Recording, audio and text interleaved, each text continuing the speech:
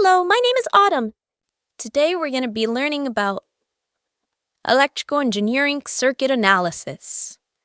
Now, first of all, what is electrical engineering? Electrical engineering is the engineering discipline that focuses on design, application of electrical, electronic, and electromagnetic systems, as well as development and devices, from small circuits to very large power grids.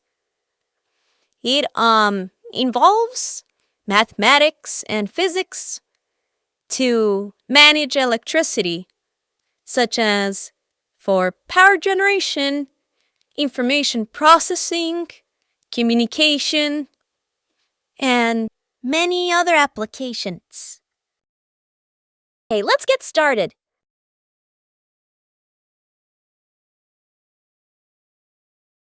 So I want to focus on what's voltage, current, and resistance. But first, let's talk about what is a circuit.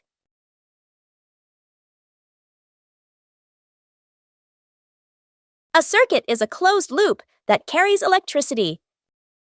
I will draw an example of a circuit.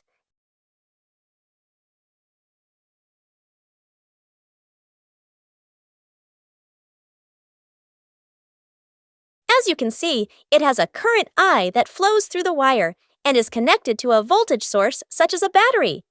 The voltage source is denoted as V sub S. Current is the flow of electrons in a circuit.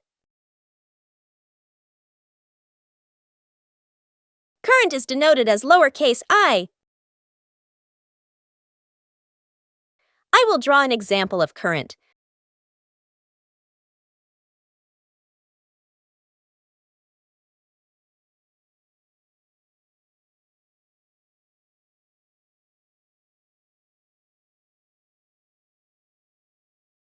There is whole current and electric current.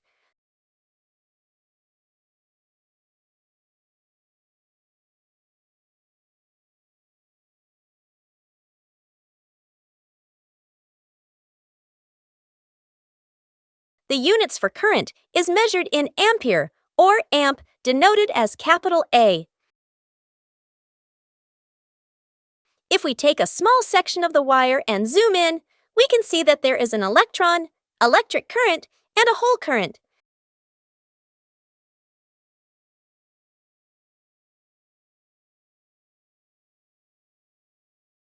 The electron current is the actual flow of negatively charged electrons through a material.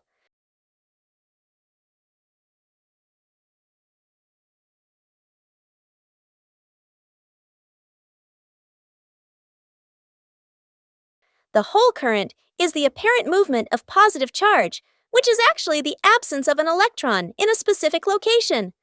Flow happens almost at the speed of light. Positive charge loses an electron.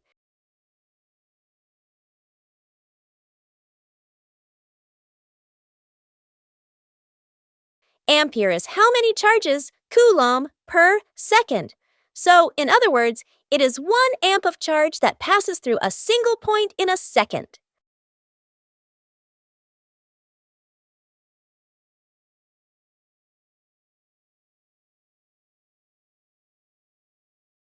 Okay, now let's talk about voltage. Voltage is the push that causes current to flow through the circuit. It's the source. The units for voltage is volts, or capital V.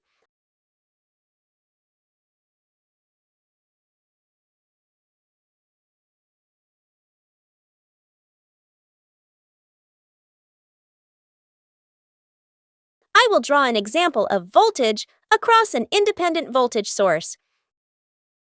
As we can see, the voltage source has a positive and negative terminal. This is the polarity of the source. An independent voltage source is a voltage source that is constant and doesn't depend on other parameters of the circuit, unlike a dependent voltage source. But we will talk about that another time. Voltage is basically the potential difference between 2 points in a circuit. We will also go more into detail about this later.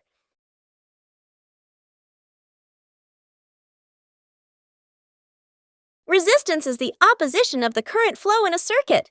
The unit for resistance is ohm.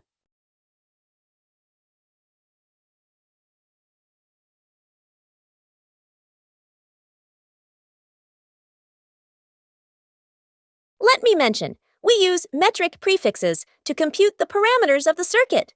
So, for current, we can use milliamps, microamps, etc. For resistance, we can use milliohm, microohm, kiloohm, megaohm. For voltage, we can use millivolt, kilovolt, and megavolt.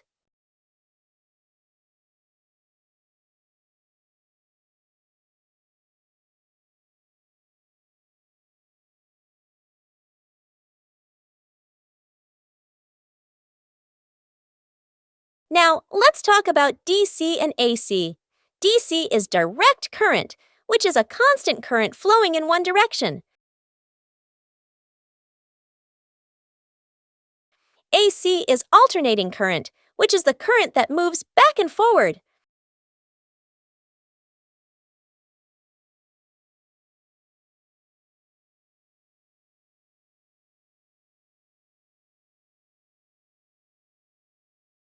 An example of this is a wall socket. It uses AC current. An example of DC current is used in batteries. I will draw an example of an AC circuit. As we can see, an AC circuit uses a sinusoidal voltage source. How fast does it alternate?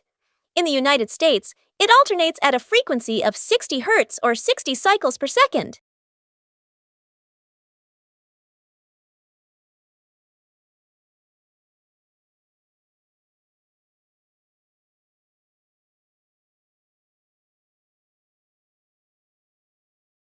You may ask, why is there a difference in direction? The answer is because it makes it easier to generate energy and it's easier transmission to homes.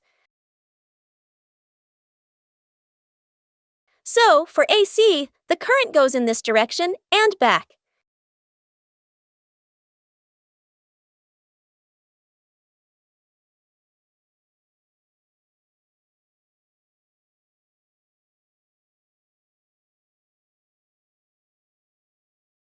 Let's now talk about what's an open circuit.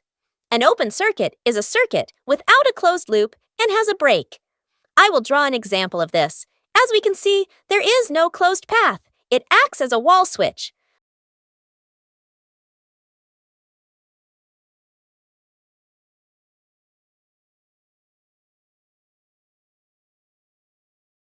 A short circuit is a circuit with a wire with little or no resistance.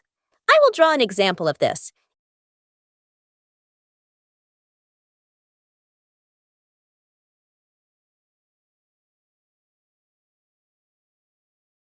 As we can see, there is a wire with no resistor. So, most of the current will flow through this branch of the wire rather than the fan. Remember, the current goes through the path with the least resistance. This is bad because this can cause heat and fire. The circuit breaker detects short circuits and shuts it down, so it stops it from causing a fire. Again, for a short circuit, we have this piece of wire, and the current goes through this branch instead of the fan. The current keeps going and going through an endless loop and overheats the circuit. So, in today's lesson, we spoke about what's a circuit, its parameters, current, voltage, and resistance. We also spoke about direct current and alternating current. And lastly, we spoke about what's an open circuit and short circuit. In the next lesson, we will speak about circuit components, such as the resistor, inductor, and capacitor. Thank you, and have fun learning circuit analysis with me. See you in the next lesson.